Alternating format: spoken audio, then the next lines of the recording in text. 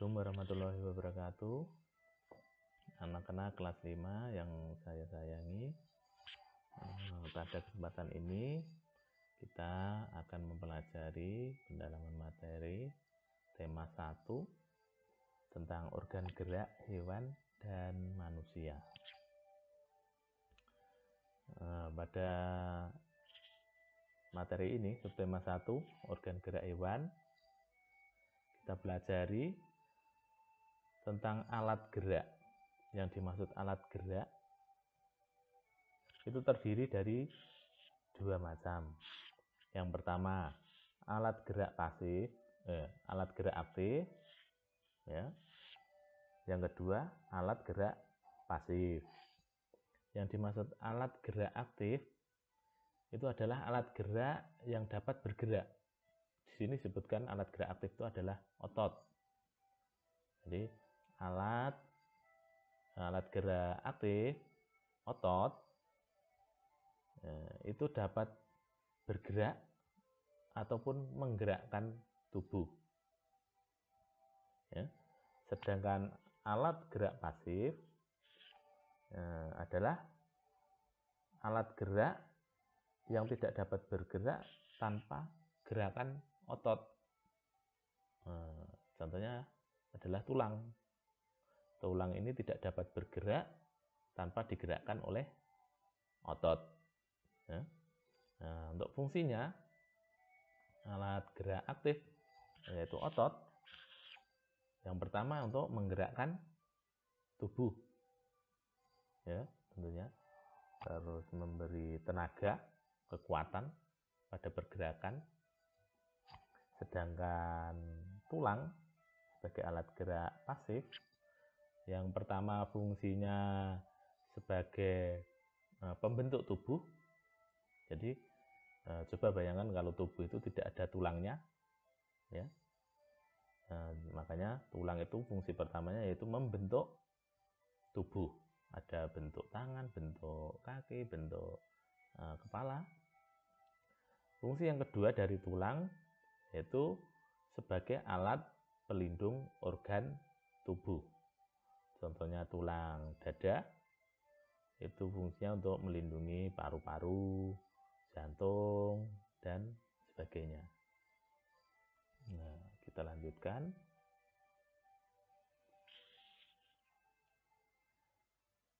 Pembelajaran pertama, pembelajaran 1 tentang pengertian ide pokok. Pengertian ide pokok dari sebuah bacaan atau teks. Jadi ide pokok merupakan inti atau dasar permasalahan suatu teks. Ide pokok dalam teks sering disebut dengan pokok pikiran atau gagasan utama karena berisi gagasan dasar penulis. Jadi ide pokok sering disebut dengan pokok pikiran atau gagasan utama karena berisi tentang gagasan dasar penulis. Jadi apa yang ditulis dalam sebuah bacaan, gagasan dari dasar penulisnya adalah ide pokoknya tadi. Selanjutnya, cara menentukan sebuah ide pokok adalah yang pertama, bacalah teks dengan seksama secara keseluruhan. Yang kedua, carilah kalimat utama dari teks tersebut. Ide pokok biasanya dijumpai pada kalimat utama tersebut. Nanti kita bahas di selanjutnya. Coba anak-anak baca teks berikut yang berjudul Gurita. Gurita merupakan salah satu jenis hewan tidak bertulang belakang yang dikenal sebagai hewan yang cerdik dan pintar. Hal itu karena seekor gurita memiliki daya ingat yang cukup kuat. Gurita dapat memecahkan masalah yang dialaminya lebih cepat dengan cara mengingat pengalamannya ketika memecahkan masalah yang sama. Selain itu, gurita juga dikenal sebagai perenang yang cukup cepat. Gurita menggunakan gerakan pendorong jet untuk bergerak cepat dan berenang jarak jauh. Coba anak-anak simak bacaan berikut. Nah, dari kalimat yang dicetak biru ini, gurita merupakan salah satu jenis hewan tidak bertulang belakang yang dikenal sebagai hewan yang cerdik dan pintar. Ini adalah kalimat utama dari teks ini. Ya, kalimat utama dari teks ini adalah ini yang dicetak biru. Terdapat pada awal kalimat. Ya. Sedangkan ide pokok dari teks berikut adalah gurita merupakan hewan tidak bertulang belakang yang cerdik dan pintar. Ya. Ini adalah kalimat utamanya. Sedangkan ide pokoknya dari teks tersebut adalah ini. Ya, bisa dipahami. Kita lanjutkan. Pembelajaran kedua tentang pengertian gambar cerita. Nah, yang dimaksud gambar cerita adalah sebuah gambar atau urutan gambar yang saling berhubungan satu dengan yang lainnya, berbentuk sebuah cerita. Nah, contohnya adalah gambar ilustrasi. Ya, gambar ilustrasi menceritakan sesuatu. Ada lagi kalau dalam buku cerita itu, buku seperti komik gitu ya, buku komik. Isinya adalah rangkaian gambar-gambar yang menceritakan sesuatu. Nah, kita lanjutkan. Gambar ilustrasi dibedakan menjadi dua. Yang pertama, gambar ilustrasi dengan foto. Dengan foto ya, misalnya ini contoh foto seekor belalang. Terus yang kedua, gambar ilustrasi dengan gambar tangan. Di gambar tangan. Ya. Ini contohnya gambar seekor kuda. Ilustrasinya seekor kuda yang berada di padang rumput. Kita lanjutkan. Tentang alat gerak hewan dan fungsinya. Jadi alat gerak hewan itu disesuaikan dengan aktivitas dan tempat hidupnya. Jadi tidak semua hewan itu memiliki nama alat gerak yang sama. Nah, coba perhatikan tabel berikut. Nomor 1, dari hewan ikan. Alat geraknya apa? Nah, sirip dan ekor. Ikan itu alat geraknya sirip dan ekor. Fungsinya apa? Fungsi alat geraknya untuk berenang. Betul. Terus yang kedua contohnya adalah amfibi. Amfibi itu apa? Contohnya? Iya, betul. Contohnya katak. Nah, katak alat geraknya kaki. Ya. Fungsinya adalah untuk berjalan, melompat, dan berenang. Yang ketiga adalah reptilia. Reptilia itu apa? Hewan yang melata. Contohnya apa? Ada buaya, ular, ya, dan lain-lain. Alat geraknya misalnya, kalau buaya kaki, sedangkan ular otot perut. Ada lagi penyu. Alat geraknya kaki. Fungsinya apa? Untuk berjalan, merayap, memanjat, dan berenang. Ya. Terus apalagi contoh yang keempat adalah hewan burung, jenis burung. Alat geraknya adalah sayap. Contohnya burung kakak tua.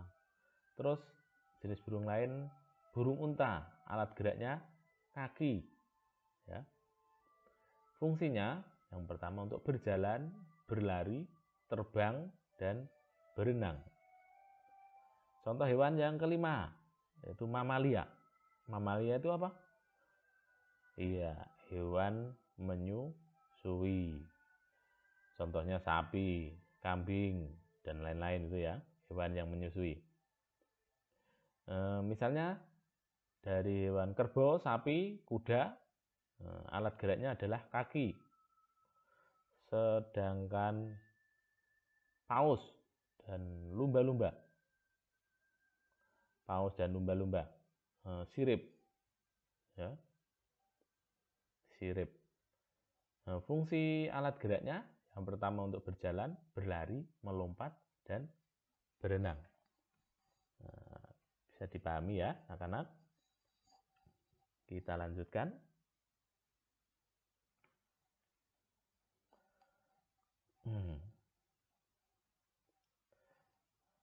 Tentang menentukan ide pokok dalam kalimat utama.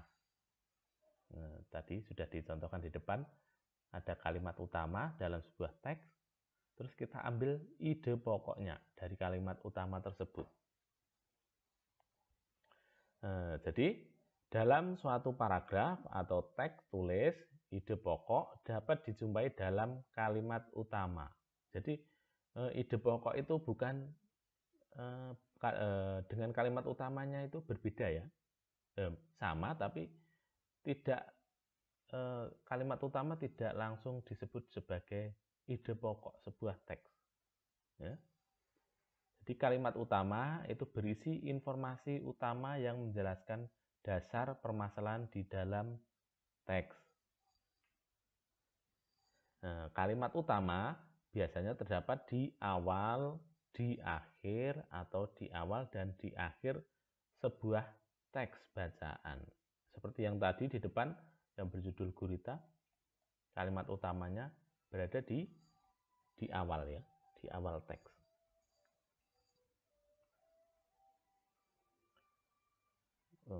Selanjutnya kita bahas dulu tentang pembelajaran ketiga, nilai-nilai yang terkandung dalam tiap sila Pancasila. Anak-anak sudah hafal semua ya, Pancasila. Yang pertama apa? Pancasila. 1. Ketuhanan yang Maha Esa. Dilambangkan dengan gambar bintang. Yang kedua, kemanusiaan yang adil dan beradab, dilambangkan dengan apa? Rantai ya. Yang ketiga, apa? Persatuan Indonesia, dilambangkan dengan pohon beringin. Keempat, keadilan sosial bagi yang keempat, kerakyatan yang dipimpin oleh hikmat kebijaksanaan dalam permusyawaratan perwakilan, dilambangkan dengan gambar banteng hitam ya.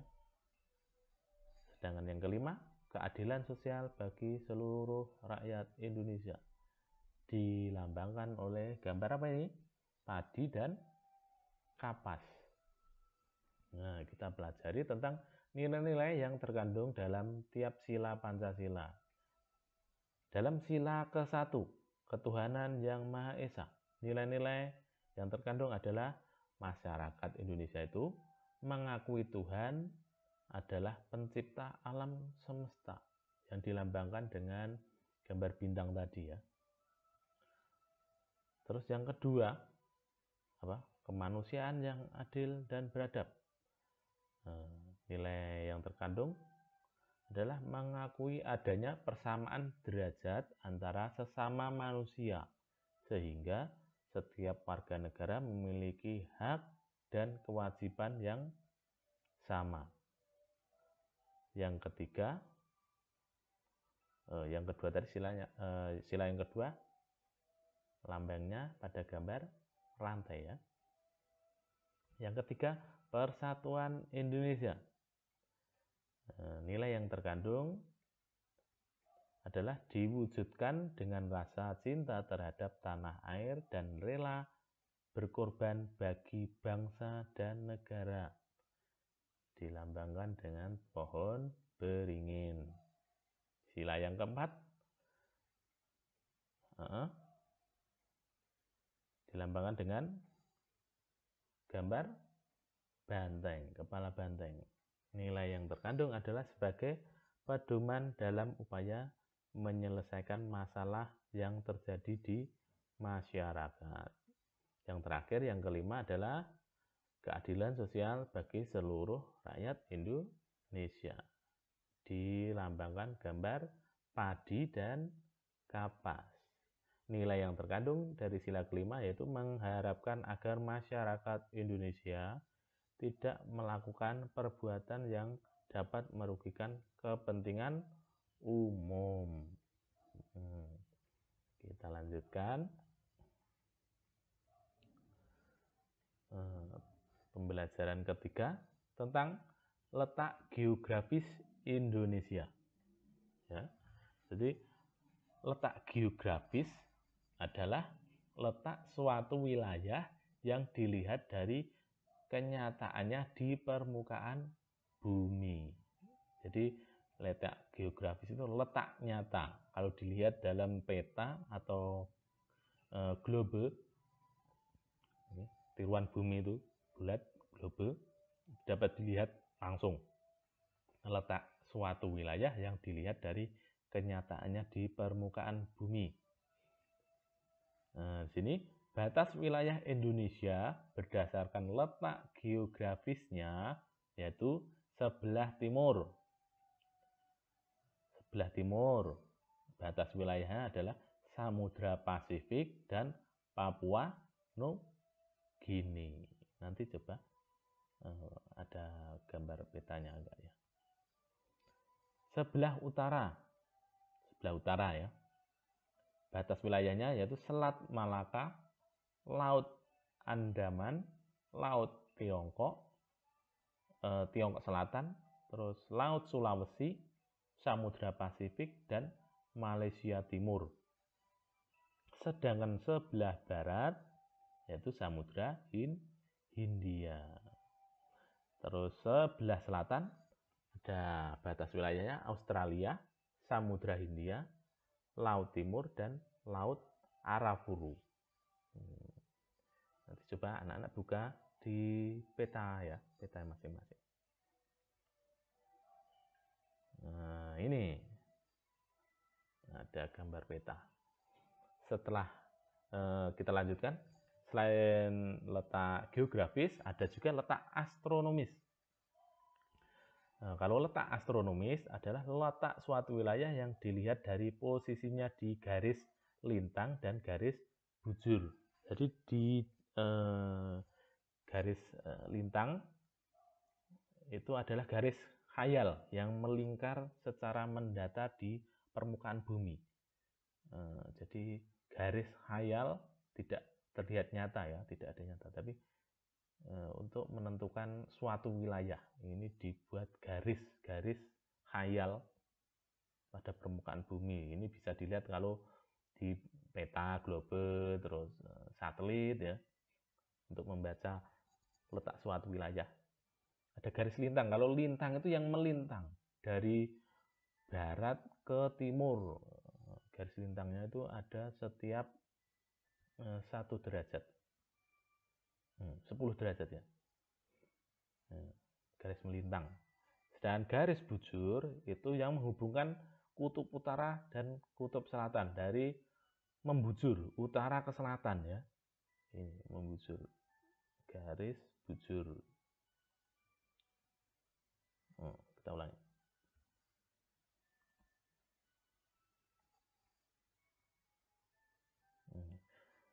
Letak astronomis Indonesia terletak pada 6 derajat lintang utara sampai 11 derajat lintang selatan. Ini setiap derajatnya. Jadi letaknya dari 6 derajat lintang utara sini sampai 11 derajat lintang selatan dan 95 derajat bujur timur ini sampai 141 derajat bujur timur. Nah, di sini Indonesia garis lintangnya yang paling tengah ini, Indonesia itu dilewati oleh garis khatulistiwa yang melintang di area Pulau Kalimantan ya. Sini Sulawesi dan Sumatera ini tengah. Jadi garis khatulistiwa itu garis khayal tengah bumi. Pas di tengah bumi Indonesia itu, Kalimantan ini. Makanya Indonesia hanya memiliki 2 musim. Musim apa? Kemarau dan musim penghujan. Kita lanjutkan tentang kalimat utama dan kalimat penjelas. Jadi selain kalimat utama dalam suatu paragraf atau teks tadi, terdapat kalimat penjelas. Jadi kalau kalimat utama itu kalimat yang terdapat ide pokok dari penulis tadi untuk membuat sebuah teks atau paragraf. Kalau kalimat penjelas itu berisi informasi tambahan untuk menjelaskan lebih rinci hal-hal yang disampaikan pada kalimat utama. Selanjutnya juga dapat berisi informasi tambahan, alasan atau sanggahan yang mendukung pernyataan pada kalimat utama, sehingga disebut juga sebagai kalimat pendukung. Kalimat penjelas.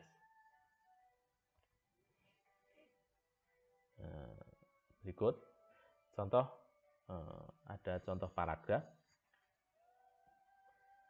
Serangga menggunakan 6 kakinya untuk bergerak. Nah, ini warnanya berbeda. Mungkin ini adalah kalimat utamanya. Selanjutnya, beberapa jenis serangga menggunakan kaki mereka untuk berjalan. Ada juga serangga yang menggunakan kaki mereka untuk melompat. Selain itu, ada beberapa jenis serangga yang menggunakan kaki mereka untuk berenang dan berjalan di atas air. Di sini kalimat utamanya adalah serangga menggunakan 6 kakinya untuk bergerak. Selanjutnya, di bawahnya adalah kalimat penjelas. Kalimat ini fungsinya untuk memperjelas apa yang ada pada kalimat utamanya. Ya. Jadi kalimat penjelas ini isinya menjelaskan atau lebih memperinci, mendetail tentang apa yang dijelaskan pada kalimat utamanya. Selanjutnya, kondisi geografis Indonesia. Di sini ada gambar pulau apa ini? Pulau Sumatera. Sumatera itu yang pulau paling barat ya. Letaknya pulau paling besar, pulau besar yang letaknya paling barat. Untuk batas wilayahnya, sebelah utara ada Teluk Benggala, Malaysia, dan Thailand. Sebelah sini. Sebelah timur sini. Sebelah utara ini, timur sini. Ada Selat Malaka dan Pulau Kalimantan. Sebelah barat sini ada Samudra Hindia. Sebelah selatan ada Selat Sunda dan Pulau Jawa. Ini Pulau Jawa.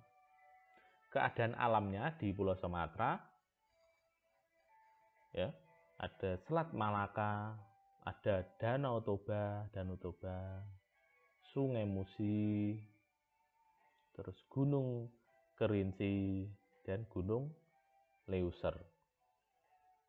Selanjutnya, kondisi geografis Indonesia di Pulau Jawa. Pulau Jawa itu yang pulau besar yang letaknya paling selatan, yang paling padat penduduknya, termasuk tempat tinggal kita ya, di Kabupaten Pacitan ini, di Pulau Jawa. Untuk batas wilayahnya, sebelah utara Sini ada Pulau Kalimantan, ada Laut Jawa. Sebelah timur sini ada Selat Bali dan Pulau Bali. Sebelah barat ada Selat Sunda. Sebelah selatan ini Samudra Hindia.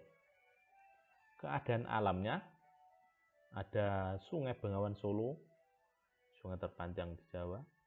Terus ada Danau Rano Kumbolo, ada Gunung Semeru. Selanjutnya, ini adalah gambar dari Pulau Kalimantan, pulau terbesar di Indonesia, letaknya di tengah-tengah, yang letak geografisnya paling aman karena di tengah-tengah, dilindungi oleh dari samudra, dilindungi oleh laut, Pulau Jawa dan Sumatera. Terus juga paling aman dari ancaman gempa bumi, bencana alam gempa bumi ya. Untuk batas wilayahnya utara itu Malaysia, ini yang putih ini sudah masuk wilayah negara Malaysia ini, Kalimantan. Terus Laut Tiongkok Selatan, ini sini Laut Tiongkok Selatan. Sebelah timur ada Selat Makassar dan Pulau Sulawesi. Pulau Sulawesi. Terus sebelah barat ada Laut Natuna dan Pulau Sumatera. Sebelah selatan ada Laut Jawa dan Pulau Jawa. Untuk keadaan alamnya di Kalimantan ini ada Sungai Kapuas, ada Danau Bangkau, ada Gunung Raya, ada Gunung Kinabalu, dan lain-lain. Kita lanjutkan ke Pulau Sulawesi. Pulau Sulawesi yang bentuknya seperti apa ini ya? Huruf K ya. K, tapi Sulawesi bukan Kalimantan. Ini Pulau Sulawesi. Untuk batas wilayahnya bisa dilihat utara ada Laut Sulawesi dan Filipina, sini utara. Sebelah timur Laut Maluku, Kepulauan Maluku. Sebelah barat Selat Makassar dan Pulau Kalimantan. Sebelah selatan Laut Flores dan NTT. Keadaan alamnya ada Sungai Poso, Danau Tempe, Gunung Kalibat, dan Gunung Lokon. Selanjutnya ada Bali dan Nusa Tenggara. Untuk batas wilayahnya ini Pulau Bali ya, dan Provinsi Nusa Tenggara. Nusa Tenggara ini ada Pulau Lombok, ada Pulau Sumbawa ya. Untuk batas wilayahnya utara itu Laut Bali, Laut Flores, dan Pulau Sulawesi. Sebelah timur ada Timur-Timur, sebelah sini. Sebelah barat ada Pulau Jawa dan Selat Bali. Sebelah selatan Samudra Hindia. Keadaan alamnya ada Sungai Petanu, Danau Batur, dan Gunung Rinjani yang terkenal, Gunung Rinjani di Lombok. Kita lanjutkan pulau paling timur Papua. Untuk batas wilayahnya utara Samudra Pasifik, sebelah timur Papua Nugini. Di sini sudah batas wilayah negara masuk Papua Nugini. Untuk sebelah barat Pulau Maluku, sebelah selatan Laut Arafura dan Australia. Keadaan alamnya ada Sungai Membramo, Danau Sentani, dan Gunung Jayawijaya.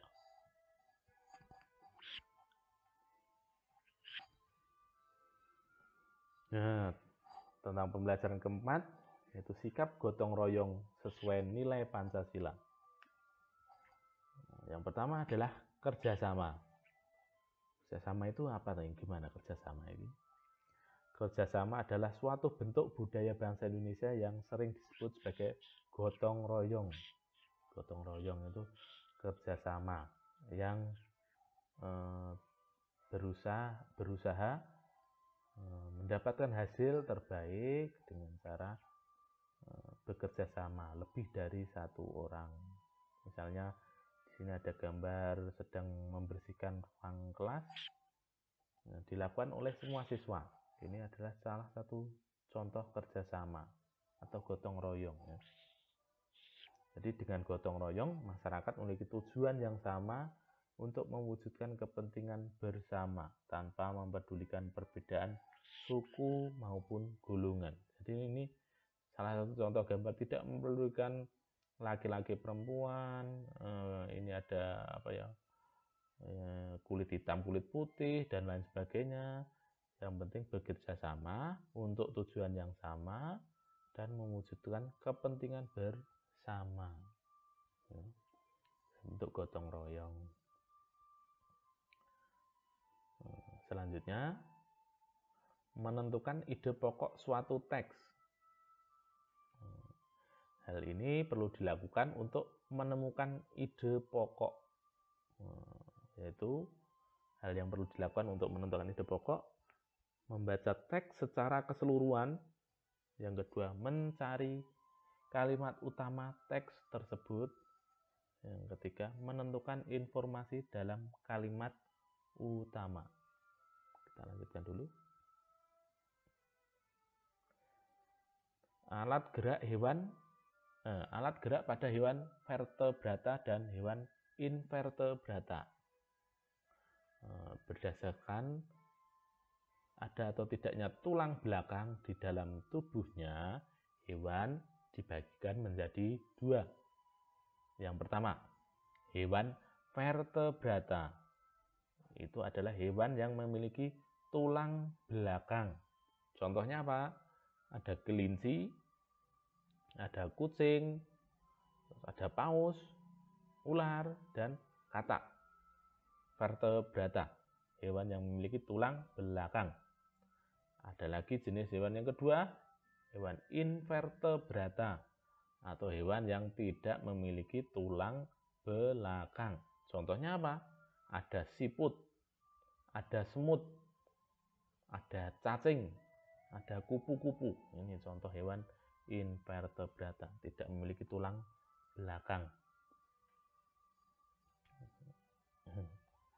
Kita lanjutkan tentang membuat mengembangkan ide pokok. Jadi langkah untuk membuat sebuah paragraf, itu yang pertama harus ada judulnya, terus ada ide pokoknya. Langkah-langkah untuk membuat sebuah paragraf di sini, yang pertama menentukan topik dari paragraf yang akan dibuat. Terus menentukan ide pokok dari paragraf atau teks yang akan dibuat. Yang ketiga, membuat sebuah kalimat yang berisi ide pokok tersebut untuk menjadi kalimat utama dari paragraf yang akan dibuat. Yang keempat, mengembangkan kalimat dan ide pokok tersebut menjadi beberapa kalimat penjelas tadi ya. Yang kelima, menulis beberapa kalimat yang berisi informasi-informasi tambahan untuk mendukung kalimat utama yang telah dibuat. Yang keenam, menyusun kalimat-kalimat tersebut menjadi sebuah kalimat yang padu, jadi yang nyambung ya. Kalimat 1, 2, 3, 4 ini harus nyambung. Maksudnya isinya nyambung. Selanjutnya tentang pembelajaran kelima, yaitu jenis-jenis gambar ilustrasi. Di sini contohnya ada gambar apa ini? Gambar burung apa ini? Puyuh ya, burung puyuh ya. Puyuh apa bebek ya? Iya. Jenis-jenis gambar ilustrasi. Yang pertama yaitu gambar realis. Gambar yang dibuat sesuai dengan kenyataan atau keadaan yang sebenarnya. Jadi melukis itu ya. Realis itu gambar yang dibuat sesuai kenyataan atau keadaan yang sebenarnya. Misalnya anak-anak membuat gambar ayam di kandang. Ada ayam beneran di dalam kandang. Terus yang kedua karikatur, yaitu gambar yang dilebih-lebihkan atau berubah bentuk pada setiap karakternya. Contohnya karikatur itu gambar wayang ini. Wayang itu menggambarkan manusia tapi dilebih-lebihkan supaya tidak terlalu mirip ya. Contohnya wayang itu ada yang hidungnya panjang, ada yang telinganya lebar ya. Menggambarkan karakter manusia tapi tidak bentuk manusia, tidak dalam bentuk manusia. Karikatur ya, gambar yang dilebih-lebihkan, ada perubahan bentuk pada setiap karakternya. Itu tadi hidungnya panjang, ada yang telinganya jadi dilebarkan dan lain-lain. Selanjutnya kartun. Nah, gambar kartun ini pasti anak-anak sering melihat di acara TV ya. Kartun itu adalah gambar yang mengandung humor atau terlihat lucu dan mengandung tawa. Ya. Tergantung kartunnya ini. Kartun apa biasanya? Shinchan atau apa itu? Yang perempuan Maruko apa itu? Ya. Gambar yang mengandung humor, terlihat lucu dan mengandung tawa, kartun. Terus gambar dekoratif, gambar yang dibuat dengan tujuan menggambar bentuk benda menjadi lebih indah. Nah, contohnya ini ada gambar piring. Piringnya bentuknya seperti ini. Sekarang setelah diberi gambar, bentuknya akan menjadi lebih indah. Itu gambar dekoratif. Selanjutnya membuat teks berdasarkan ide pokok. Coba ayo uji pemahamanmu dalam mengembangkan ide pokok dengan melakukan kegiatan dalam keterampilan kinerja di buku tugas anak-anak ya. Nanti kita lanjutkan.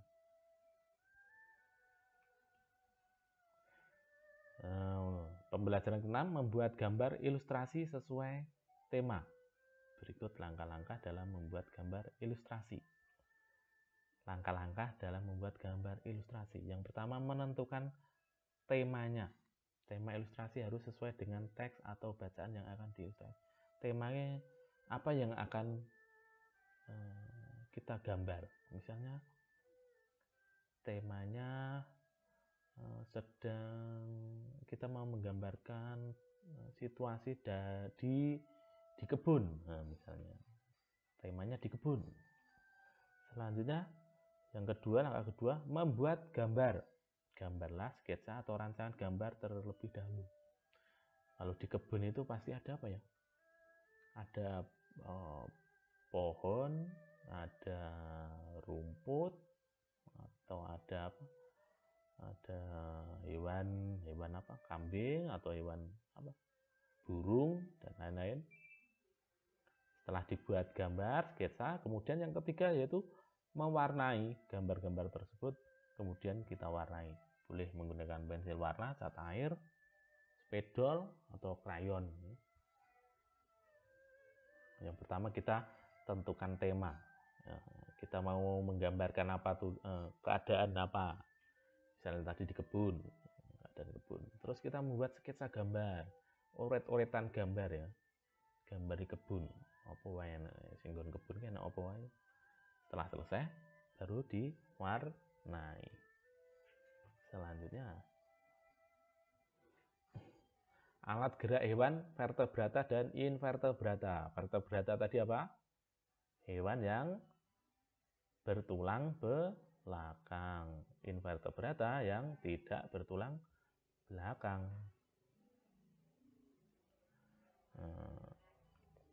Jadi perbedaan antara hewan vertebrata dan invertebrata ini dalam tabel.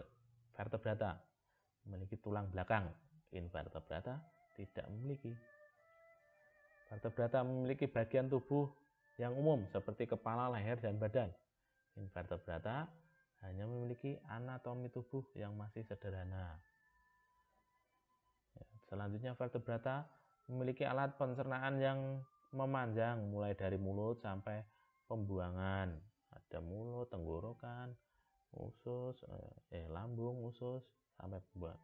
Vertebrata hanya memiliki alat pencernaan yang masih sederhana. Terus vertebrata memiliki bentuk tubuh simetri bilateral, sedangkan invertebrata memiliki bentuk tubuh simetri bilateral atau simetri radial. Bentuknya itu, bentuk tubuhnya. Sedangkan contohnya ini tadi sudah ada. Vertebrata ada ikan, amfibi, reptil, burung, dan mamalia. Invertebrata tidak memiliki tulang belakang, contohnya cacing, serangga, dan hewan lunak lainnya. Nah, sudah. Demikian anak-anak. Ini nanti videonya Pak Guru upload YouTube. Terus anak-anak, ini mungkin cukup panjang ya. Nanti bisa diulang-ulang. Tugasnya nanti Pak Guru share lewat grup. Selanjutnya anak-anak ulang-ulang saja videonya. Tidak harus semuanya. Satu persatu. Misalnya sampai pembelajaran 1 dan 2. Tidak harus langsung sampai pembelajaran 6. Terus pembelajaran 2 dan 3 mungkin. Terus mungkin pembelajaran 4 sampai 6 gitu ya. Jadi melihat videonya diulang-ulang supaya anak-anak paham. Kalau ada yang kurang paham bisa ditanyakan ke grup ya, atau langsung wabri Pak Guru ya. Jadi demikian untuk tema 1.